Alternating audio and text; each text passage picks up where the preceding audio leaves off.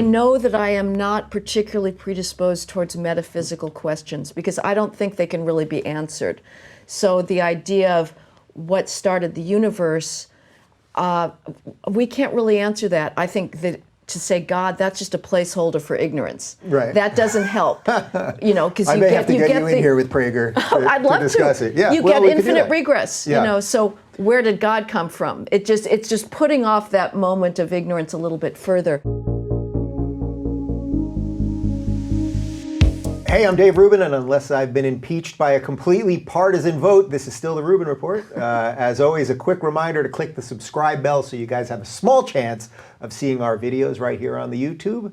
And more importantly, joining me today is an author, political commentator, and fellow at the Manhattan Institute, Heather Mac Donald. Welcome back to the Rubin Report. It's such an honor, Dave. Thank you so much for having me on. I'm glad to have you back. Had you on about a year ago. Yeah. And the people, they love you. That's what I learned. That's what I learned in the YouTube comment section. It's just the aura being in your presence. Yeah. You know, there's so much love coming at you that a little spills over. All right, well, you're killing it in the scarf game today, so I feel like I have to be very sharp. Oh, thank you. It's not too brilliant. So here we go. So one of the things I wanted to start with here is something that we discussed briefly for about 5 or 10 minutes in our last interview. You are a secular conservative. Mm-hmm. And I think a lot of conservatives seem to think that that is either an oxymoron or just simply cannot exist because conservatism has to have some sort of religious underpinning. So I thought that would just be an interesting place for us to pick up the conversation. I base my conservatism on empirical truth, on what I've observed in life. I can talk about the necessity of the two-parent family because we can see empirically what happens when the marriage norm breaks down in communities. I support most traditional values because I think we have a history of stability when those are honored. I don't think it's particularly stable to rest a set of political principles or moral principles on the basis of revealed wisdom, that this holy book supports this. And I'll notice this, people who I respect enormously, Dave, whether it's Dennis Prager or Michael Medved, that are making the argument that you cannot have a moral society without a foundation of religious belief, I would ask them, these are two brilliant Jewish thinkers, why don't you believe that Jesus is the Son of God? It's revealed truth. The New Testament says that this is gospel. They don't believe that. So basically, if you're going that far with religion and you're saying you need this revealed truth, this belief to organize a society, why not the next level of the revealed truth or whatever the next level is or something like that? Right. They will not take it as simply necessary truth, the fact that the New Testament claims to be the Word of God. Why don't they believe that? They're basing their same belief in the Old Testament on the same claim that the New Testament makes. They just choose to be agnostic or atheistic about one of those holy books. I could apply the same challenge to their belief that the Old Testament is the revealed truth because it's simply self-validating. So I would look for a different set of principles that does not depend on one's suspension of disbelief and an acceptance that something is revealed truth for my moral code. So with that being said, does it matter to you if the end result is the same, right? So I'm going to guess that on most of the important issues of the day, you probably agree in large part with both Dennis and Michael Medved, and most conservative thinkers that maybe come from a more religious background. So at the end of the day, when it all washes away, do you think it really matters? Do you think that's sort of a long-term problem? No, I guess if we arrive at the same place, I think it's a problem for that segment of voters or thinkers who don't find those appeals particularly interesting. But I'll be very honest, Dave. Part of my resistance to this is simply I don't find claims of petitionary prayer and the idea of a personal loving God consistent with what I see, what I call the daily massacre of the innocents. To me, it's a very hard claim to make that I should expect God to pay attention to my well-being when he's willing to allow horrific things to happen to people far more deserving and innocent than I am. So for me, it's partly just a truth value. I cannot stomach what appears to me to be a patently false claim about a personal loving God. It's interesting. I've mentioned that I've had John Kasich in here, who's the former governor of Ohio and presidential candidate, obviously.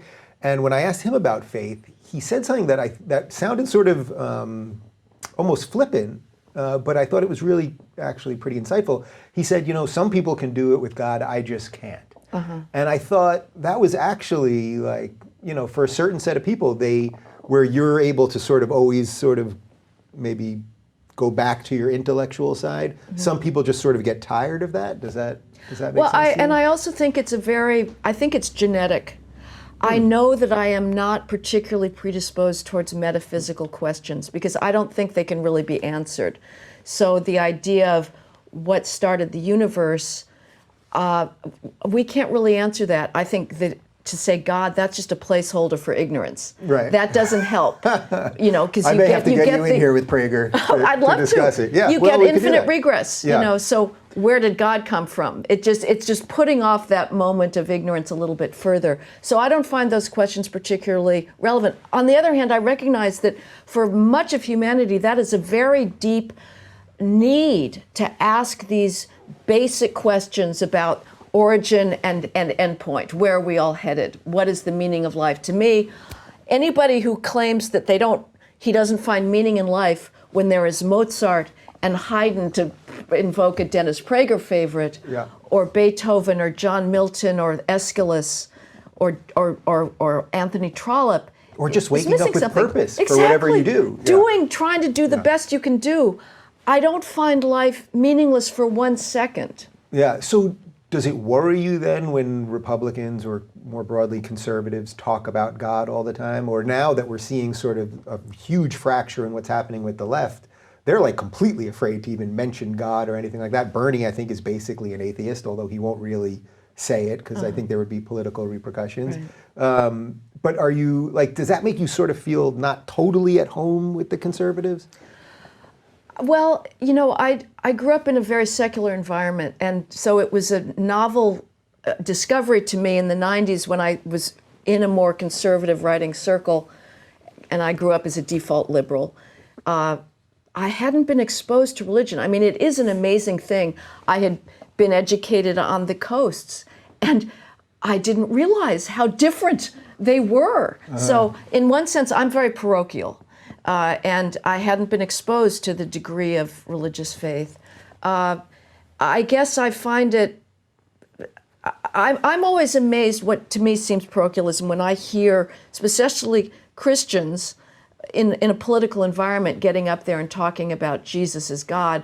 My view immediately is, well, there are Jews around, at the very least, and there are Muslims. Yeah. How can you be so confident that everybody in this audience is of that particular faith?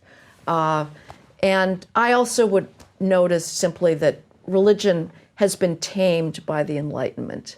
It has now been taught to mind its manners and sit quietly in the corner. We all, the great kissy-wissy between Jews and Christians that we all now talk about, the Judeo-Christian environment, heritage, and perhaps rightly so.